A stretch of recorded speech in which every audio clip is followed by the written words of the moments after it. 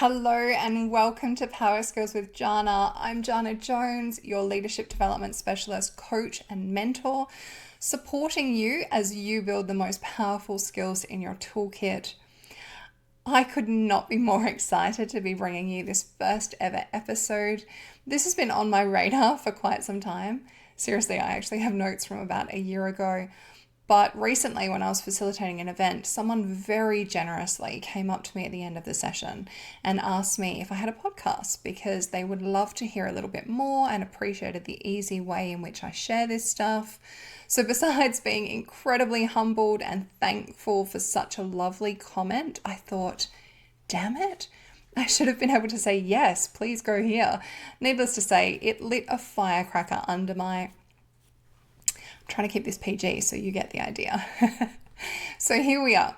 Let's start with some more formal introductions. As I mentioned, I am Janna Jones. I'm a management consultant and director of Power Skills Development. I help employees, leaders, and organizations to grow their capacity, capability, and achieve their full potential. I've spent over 15 years building the capacity and capability of great leaders at all levels as they transform their teams, their organizations, and ultimately themselves.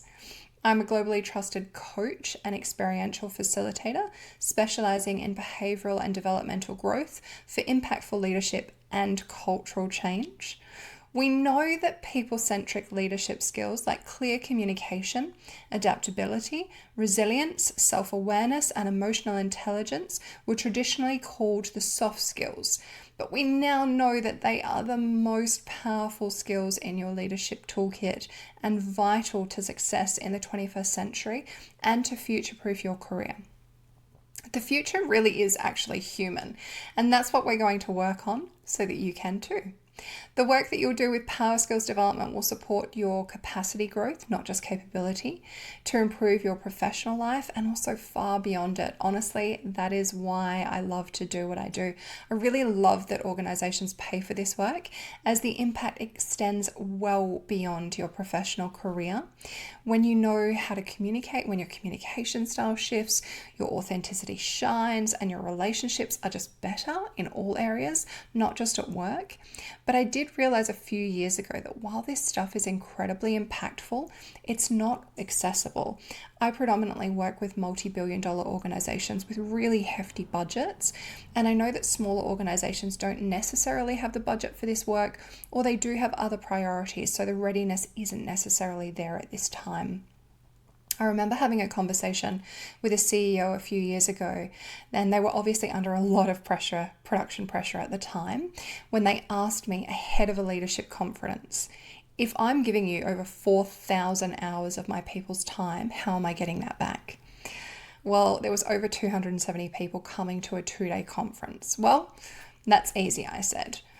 They will not only leave aligned to the organization's objectives, but also connected to each other, their interdependencies, and better able to communicate, reducing inefficiencies and barriers to the work so that you'll have that time back in spades. More importantly, the work that we're doing is different. This is not the same as traditional technical capability skill building. If you think of the brain as a computer operating system, traditional management programs, they're adding a new app to that system. If you don't open or use the app in a while, it's slow, it needs updates, and eventually the accumulation of outdated apps just slows down the operating system. What we're going to do together is capacity building.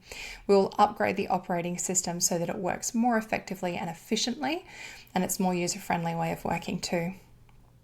The CEO was an engineer, that's my disclaimer. So that analogy, he absolutely got, and the resistance shifted into an increased budget actually in that instance. But it's not just organizational readiness we contend with either. There can be a lot of personal resistance to doing this growth and development work. It's often very short-lived, I might add, but I have had people challenge why they have to be part of a leadership program when they already have a master's degree, only to be telling me 6 months later that it's changed their whole life, their relationship with their family, not just their team, and they don't know what they'll do without it. They just want to keep going and ask me if I can share my monthly reading list.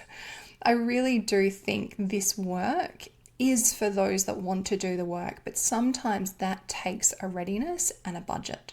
So that's my mission, to make this meaningful and impactful work more accessible to those who are truly ready and willing to do the work, to put in the work. If you are excited about the prospect of building and growing your organization, accelerating your leadership potential, then I am absolutely here for that. And if you're up for the ride, then please do like, share, subscribe wherever you're accessing this so that we can stay connected in future. Leave feedback or send me a message at any time. I read everything. I can't do this work without considering my own growth and development opportunities as well. So if there's anything that you would like to hear more on or even less of, please don't hesitate to let me know, or even introduce yourself. What are you passionate about? What are you committed to? What brought you here today? I feel like I've just introduced myself to the ether, which is distinctly different from the sort of facilitation that I would usually do. So it would be great to know a little bit more about who is on the other side. Who are you and what do you stand for as well? I really look forward to hearing from you. Right, so the main thing I actually wanted to cover as we kick off our journey together is, what is leadership? Because I use that word a lot and my definition can be very different from yours, as it's certainly different from most people's, I think. For me, it is really it's not about a position on the org chart. It's not about the structure or the hierarchy. It's not even about a title or having direct reports. I believe that a leader is someone who shows up for others in a way that supports them to rise. It's the being, it's not just the doing. Let me say that one more time. A leader is someone who shows up for others in a way that supports them to rise. Goodness, that's incredibly ambiguous, isn't it? In my definition, a parent is a leader. Coaches, community leaders, a friend, not the ones that agree with everything, but the real ones that are willing to call you on your BS. My Pilates instructors, my administrator who regularly ensures that we're all set up for success and checks in with people on a regular basis. A health and safety advisor on site that has no direct reports but who leads through influence and care on a daily basis. It's not in a title and not even restricted to the examples that I've just given you. No, not all parents will adopt a leadership style in their connection with their children. Not all friends are supportive, although I would actually implore you to consider those acquaintances instead if that is the case. Although some of those people we may automatically think of as leaders, such as our own boss or our C-suite executives, may not adopt a leadership style either, but more of a management approach. I approve your leave, I review your performance, I say jump, you say how high. This is management, not necessarily leadership. But it isn't necessarily bad either, not at all.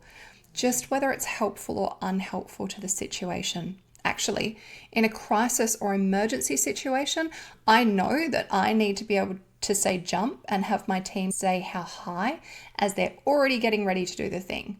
See what I mean? It's not about right or wrong, just whether it is helpful or unhelpful to the situation. That's a little bit more situational leadership lens, and we'll talk more about that in later episodes. I do, however, believe that the command and control management style of the past is over, or at least it should be. It elicits compliance, which may feel like it's valuable in the short term or certainly in specific situations, but long term and in a rapidly evolving world, economy and marketplace, even in our very diverse and inclusive teams, we actually need to be able to see people as individuals. We need our people to be serving their own purpose. We need to be able to leverage the strengths of others. People need to have some autonomy to think for themselves, to make tough decisions when we can't be there, and to have a shared trust, respect, and radical candor to work through the tough stuff together without blame or shame. Whether those people are your direct reports, your peers and colleagues, your key stakeholders, your friends, family, children, I know that you want that for them. Otherwise, you wouldn't be here. Or perhaps you might not be much longer now that you know that's my definition. That's the work that we're going to do together, to lead in this way where we show up for others in a way that supports them to rise. That actually starts with us.